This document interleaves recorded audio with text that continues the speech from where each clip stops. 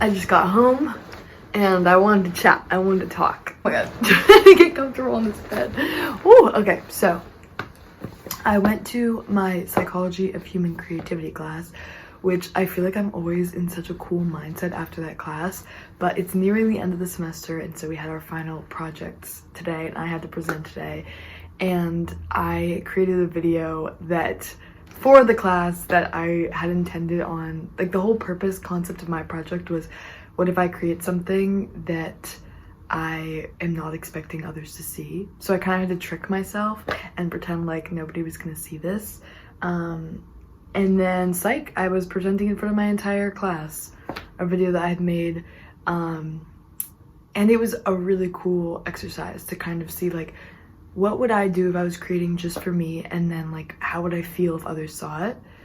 It's like hard to describe, but even though I felt like that video was made for me and for my own thoughts, and like it almost felt like I put my brain into a video, and then having other people watch it and being in the room while they watched it was a whole nother thing too, because putting stuff out on the internet is a different thing, but being in the room while other people are there watching it is a whole nother thing. But I did it, and I feel like I got a lot of inspiration from other people's presentations as well, and I was just like journaling as people were presenting, because I feel like the vibe of that class, like, it's chill. I don't know, my professor was sitting right next to me, her and I were tight, so I was just like journaling in my little journal next to her, and honestly, like, the main thing too that I did today was I just took like time off of my telephone.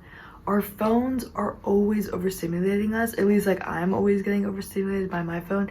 It's just such an access of information, and when I take really intentional time away, I feel my brain gets so much clearer and have all of these new thoughts, and just like I got so much inspiration. I think also part of it was we were talking about creativity, and I was thinking about how I want to let creativity flow more in my own life, and I was like, I need to just like take some intentional time with myself right now and go and exist and be in the world and get inspired by the world around me, completely disconnected from my phone. And so that's what I did, and it was really, really nice. One of the girls in her project was talking about how, oh, there's some girls walking down there with flowers. They have so many flowers. That's so cute. I'm like, I can see people down below through my window, which that probably seemed confusing to like look down there, but if you could see what I see, you would know. But yeah, this one girl talked about how she just like would go sit in a place, and oh, my professor wrote this. She drew this in my book, which was so sweet. Okay, so back to the topic at hand. One of the girls in my class was talking about how she just like sat in a space and observed, and it inspired me to go and just like sit in the park and write things that I saw as I sat there. But first I went to my favorite little cafe because I'm working on a screenplay right now, and so I went to go work on the screenplay and also kind of reflect. I reflect on the psychology class. I was like writing things down, I was journaling. And so I went to my favorite cafe that I go to every week after this class, and I love it there. And so I just sat and I just observed the people sitting and enjoying their little snacks and their little coffees and enjoying their time with friends. The cafe is also a school, and it's a culinary school as well as like part of the school, and so every single day there's something new. That's why I love going there, because I get the comfort of a familiar place, but then also I get to switch up what I order every single time.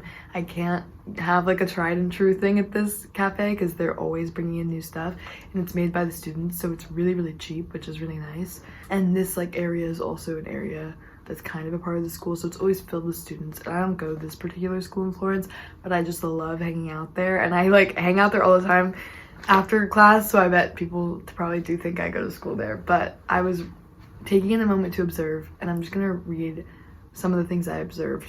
I liked my handwriting in this. I felt really proud of it, by the way, so just got to show you guys that really quickly.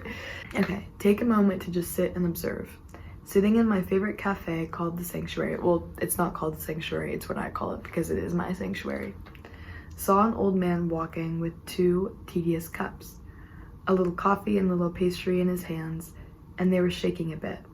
But this girl saw him and ran up behind him, and he was looking for a seat in the cafe.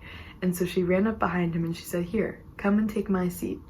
She took the plates from him and carried them to her own table and pulled out the chair for him. It was such a lovely thing to witness.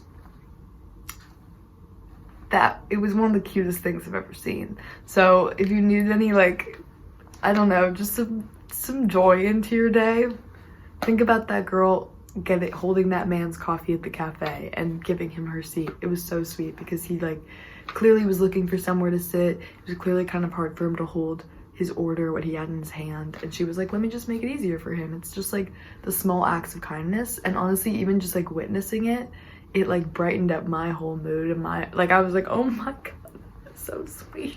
I was like, that was so sweet. After that I'm trying to think, like, so I feel like so much just happened to me, but it was really just the simplest things. But I went to the cafe and then I started to take a walk, and I was just walking around, and I ended up in this little piazza where there's a little tram station, and I sat and observed there for a bit as well.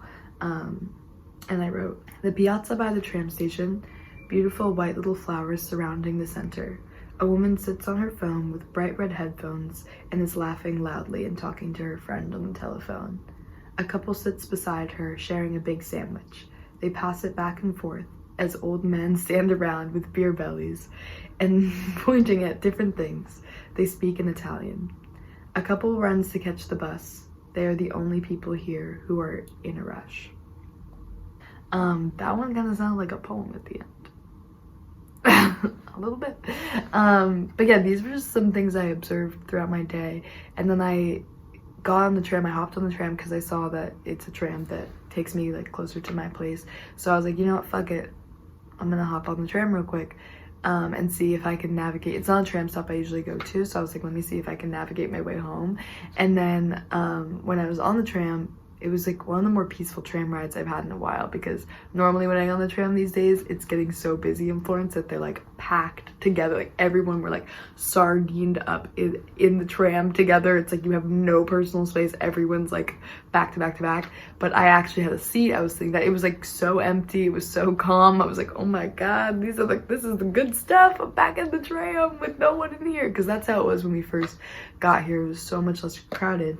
But I tried to navigate my way home, and then when the tram was going by, I saw an area I recognized that I know that there's a park nearby, so I just kind of hopped off spontaneously. I was like, fuck it, I don't need to take the tram all the way home, I'll walk the rest of the way. And I jumped off and I went to this little park that has a fountain, and I saw a mother and her daughter just like feeding the ducks, and it was just more observing and just honestly like sitting with my thoughts and allowing myself to think. I think that is so important.